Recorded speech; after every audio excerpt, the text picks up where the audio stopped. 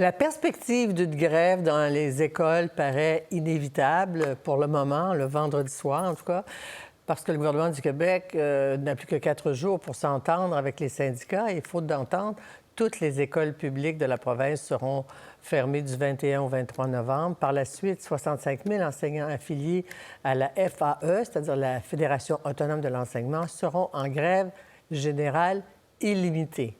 Le gouvernement Legault veut éviter la grève, mais demeure campé dans sa position, sur sa position. Les parents doivent se préparer en conséquence.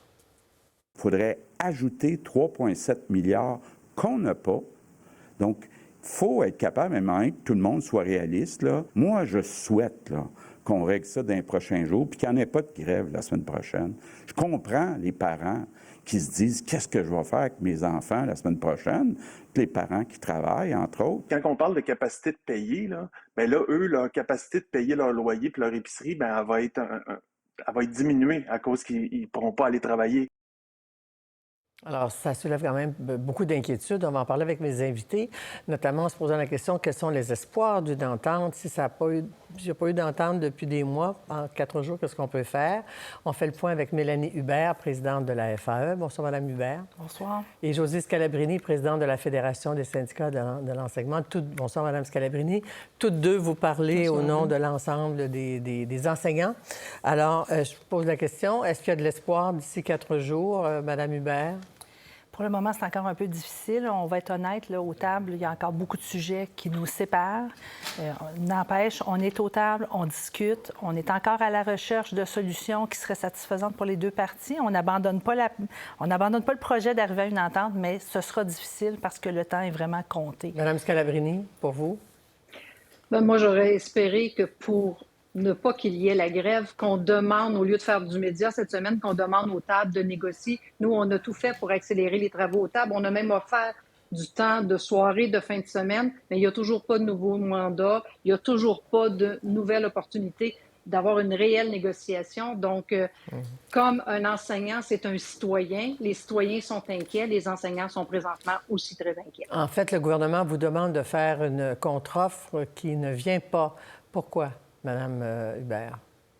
Bien, du côté de la Fédération autonome de l'enseignement, au mois de septembre, le 7 septembre, on avait déjà déposé des priorités de négociation dans l'espoir de restreindre un peu le champ des discussions et d'avancer.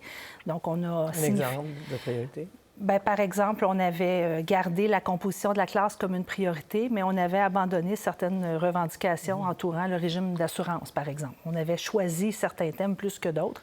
Donc, on a signifié à Mme Lebel que notre priorité, elle était faite.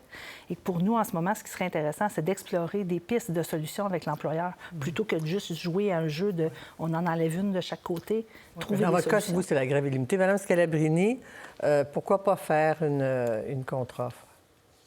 La contre-offre que vous parlez, c'est celle au niveau de l'intersyndicale du salaire qui doit venir du front commun des 4 organisations pour ce qui est du recentrage, de l'élagage qu'on nous avait demandé de faire à la table sectorielle.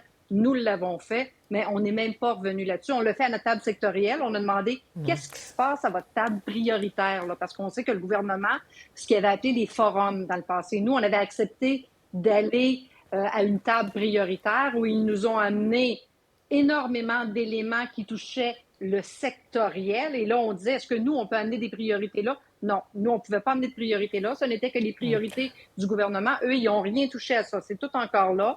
De notre côté, on a recentré la négociation au niveau sectoriel pour espérer que ça amorcerait, même si c'était faux ce que disait la présidente du Conseil du Trésor en disant qu'il ne lui restait que 5 éléments. C'est pas 5 éléments, c'est plus de 25 éléments qui comptent lorsqu'on regarde les 5 éléments qu'ils ont donnés pour 8 grandes récupérations, les 2 éléments qu'ils ont envoyés dans un projet de loi, vous savez, le projet de loi 23 qui est sur la table présentement, et enfin, bien, Un exemple quand même, pour qu'on comprenne bien c'est quoi les éléments, c'est quoi un exemple. OK. Nous, au niveau de la table sectorielle, nos 2 grandes priorités demeurent les mêmes: composition de la classe puis allègement de la tâche. C'est ça qui est là. Au niveau du gouvernement, lui, s'est rendu à sa table prioritaire qu'il veut aller jouer dans les ententes locales qui touchent, pour nous, c'est nos 34 syndicats. On veut leur demander de venir refaire l'organisation scolaire. Nous, on a dit à ce niveau-là, faut que vous revoyiez dans la convention locale qui n'est pas en négociation présentement. Donc, c'est des enjeux très difficiles, mais moi, j'ai espoir que le jour où on va décider de négocier, parce que tous les objectifs qu'ils avaient à la table prioritaire, on leur a démontré que ce qu'on amenait comme solution dans notre dépôt à nous, on pouvait atteindre ces objectifs-là, mais ils ont refusé même qu'on en discute à cette table. Alors, donc, on se replie sur notre table sectorielle et présentement, à cette table-là, on voit que les gens font du temps parce qu'ils n'ont pas de nouveau mandat et il ne se passe rien de significatif. Mais, alors, vous représentez 65 000 enseignants, c'est 40 à peu près. Oui. Vous, Mme Scalabrini, les syndicats d'enseignement, c'est 60 c'est la totalité, en tout cas 100 Qu'est-ce qui vous distingue? Avez-vous à peu près les mêmes demandes? Avez-vous les mêmes points de rencontre ou pas, Mme Hubert? Bien, enfin, je pense qu'on est d'accord. On a peut-être des moyens différents, mais la composition de la classe, je pense que c'est au cœur des revendications des profs, peu importe où ils travaillent au Québec. Et l'allègement de la tâche, c'est la même chose. Je pense, Mme Scalabrini en parlait. On a effectivement les mêmes demandes, peut-être dans les moyens et les manières d'atteindre l'objectif, mais on poursuit les mêmes objectifs. Pourriez-vous convenir d'une entente puis laisser de côté la Fédération des syndicats d'enseignement? Bien, le gouvernement négocie avec les groupes et chaque groupe va tenter de régler l'entente. Oui, on pourrait, chacun de notre côté. 4 jours, vous pourriez régler avec une certaine entente. Puis les syndicats de l'enseignement, vous, qu'est-ce qui vous unit ou vous différencie de la FAE? Moi, je pense que nos objectifs sont les mêmes. On veut répondre aux besoins de nos enseignants qui nous ont dit que la tâche, ils en peuvent plus. Depuis des années, on se bat pour les services aux élèves. On ne se bat pas que pour les conditions de travail. Là. Nos conditions de travail ont un effet direct sur l'apprentissage des élèves. Donc, moi, quand on vient me dire présentement, là, qu'est-ce que vous abandonnez les élèves, ça va être difficile. Ce jeu de culpabilité-là, quand on sait que tout gouvernement confondu depuis des années ont laissé tomber les élèves au Québec, on veut pas, on veut se battre. On a la même bataille en tête présentement et c'est important. Et quand vous dites, est-ce qu'un pourrait régler sans l'autre sur des éléments, oui, mais le gouvernement a été clair. On aura une même organisation du travail, on aura un même salaire. Donc, il va travailler avec les deux fédérations pour tenter de régler très prochainement. Bien, je vais vous parler du salaire dans un instant, mais d'abord, je vais vous faire entendre la déclaration de M. Drainville sur la préparation à la grève. On l'écoute. J'espère, moi, que les directions d'école, les centres de services scolaires, les profs vont effectivement donner du matériel aux enfants pour qu'ils puissent, un temps soit peu, continuer leurs apprentissages. Madame Hubert. C'est désolant d'entendre le ministre dire ça parce que le principe même d'une grève, c'est de bloquer le système pour mettre de la pression. Donc, il demande aux profs qui vont se priver de salaire dans les prochains jours de contribuer eux-mêmes à restreindre les effets de la grève. Ça n'a aucun sens. Est-ce que ça va trop loin, ça, Mme Scalabrini, que de priver les enfants de matériel pédagogique? Ou c'est M. Drainville qui a raison ou il a tort?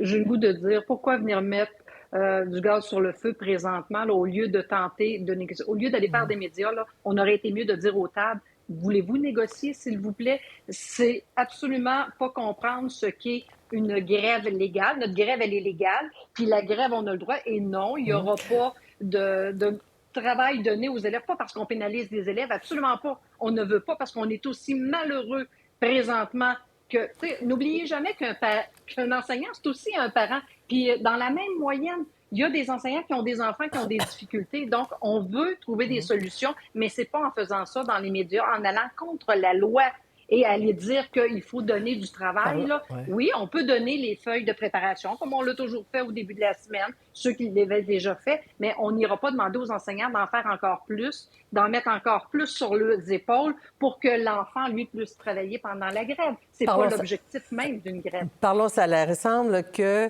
la moyenne de salaire des enseignants, c'est moins que la moyenne canadienne et que le rattrapage se fait sur 13 ans au lieu de 10 ans pour arriver au maximum. Ailleurs au Canada, c'est 10 ans pour atteindre le maximum. Pouvez-vous nous dire, c'est quoi les chiffres, Mme Hubert, la moyenne?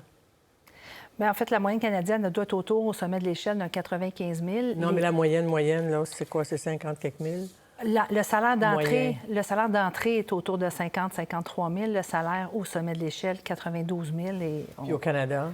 Au Canada, au sommet de l'échelle, c'est 95 000. Donc, il y a un écart. Il y a un écart. Il a été rattrapé partiellement à la dernière négociation et on remercie le gouvernement Legault d'avoir fait un pas. On lui demande de finir le travail et de rajuster l'échelle salariale pour tout le monde, parce que ce qu'il ne dit pas, c'est que la dernière ronde, on a avantagé les gens en début de carrière et on a avantagé les gens au sommet de l'échelle salariale, et tous les gens du milieu n'ont touché que le 2 % par année qui était offert à toute la fonction publique, ce qui fait qu'il s'est creusé un écart là, par rapport à l'inflation, notamment pour ces gens-là. Puis on demande de corriger l'échelle salariale pour ramener tout le monde dans la moyenne. Est-ce que, Mme Scalabrini, vous avez évoqué donc les parents, est-ce que vous misez sur l'appui de la population et cet appui-là, selon vous, est-il fragile à ce moment-ci, vu les difficultés à boucler la boucle sur les budgets pour vos enseignants, et c'est perdre un revenu?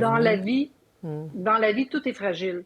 Mais je pense que les parents sont derrière nous parce qu'ils ont pu constater à travers les dernières années le grand manque qu'on a en éducation. Tous les parents qui ont des élèves en difficulté présentement et qui frappent à toutes les portes pour avoir des services et qui ne réussissent pas à avoir des services sont conscients que la composition de la classe telle qu'on l'a vécue est venue augmenter le nombre d'élèves en difficulté dans nos classes. Fait que je pense que tout le monde est conscient que cette fois-ci, on ne peut pas passer à côté. Cette fois-ci, on a besoin de solutions concrètes qui vont venir répondre aux grands besoins qu'on a au quotidien dans nos classes, ce qui est la composition de la classe et la tâche de l'enseignant qui va venir faire qu'on aura moins d'élèves en difficulté dans nos classes. Alors, le point de bascule va survenir quand? Vous avez combien de jours annoncés, là? C'est 2-3 jours? 3 jours annoncés? Mme Scalabrini, 3 jours. Et vous, c'est illimité et vos membres, en plus, n'ont pas de fonds de grève, contrairement aux autres syndicats. Alors, c'est pas facile à envisager pour vos enseignants. On imagine que ce sera difficile, bien entendu. Les membres ont donné ce mandat-là en toute connaissance de cause. Les membres sont prêts. Et ça témoigne, je pense, de la détermination et du sérieux des revendications qu'ils ont pour décider de faire ça à la veille des vacances d'hiver et de se dire on se privera de salaire le temps qu'il faudra pour arriver à une entente. Ça peut être long, illimité, ça peut durer des jours et des jours. Le temps qu'il faudra pour arriver à une entente, les membres, ce qu'ils nous disent, c'est qu'ils n'en peuvent plus. Ça fait des années que le système se dégrade et là, il est temps que les choses changent. On a besoin d'espoir et d'amélioration concrète pour les services qu'on offre aux élèves. Les élèves du Québec méritent mieux. Alors, et en terminant, toutes les deux, ça prend donc quand même de l'argent de plus pour le rattrapage, si je comprends bien. Et ça prend les éléments de composition de la classe et de la condition de travail des enseignants pour maintenir une qualité de notre système d'éducation. Alors, on va suivre ça. Il y a quand même une fébrilité quand même pour vos enseignants, n'est-ce pas? Et ceux qui parlent du jeu de la négociation, il faut arrêter cette expression-là. On ne joue pas. On veut une réelle négociation. On veut améliorer notre système. On a besoin de tout le monde pour ça. C'est des périodes difficiles, vous l'avez dit tantôt, pour les citoyens. C'est difficile pour tout le monde actuellement. Parfait. Merci.